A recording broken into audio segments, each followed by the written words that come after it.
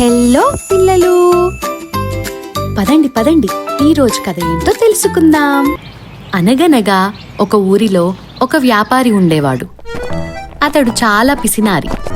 ఒక్క పైసా కూడా ఖర్చు చేయడు. ఎక్కువ డబ్బు సంపాదించాలన్నదే అతని ఆశ.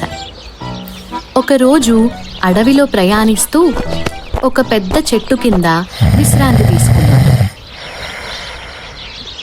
లేచి చూసేసరికి అతడికి అక్కడ ఒక చిన్న గుడి కనిపించింది.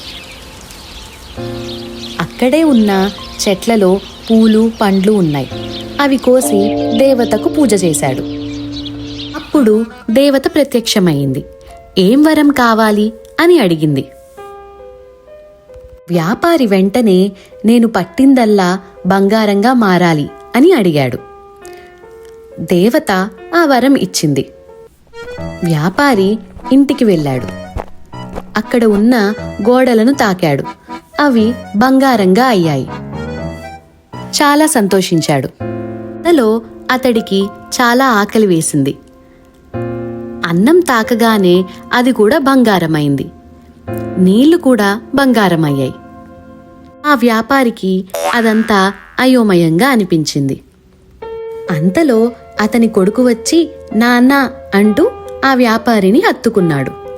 వెంటనే ఆ పిల్లవాడు కూడా బంగారు విగ్రహంగా మారిపోయాడు.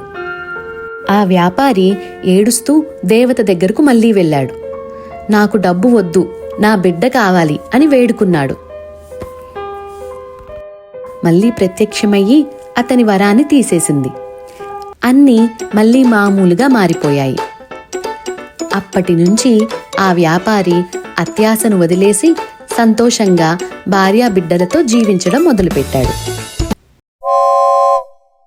Please like, share and subscribe.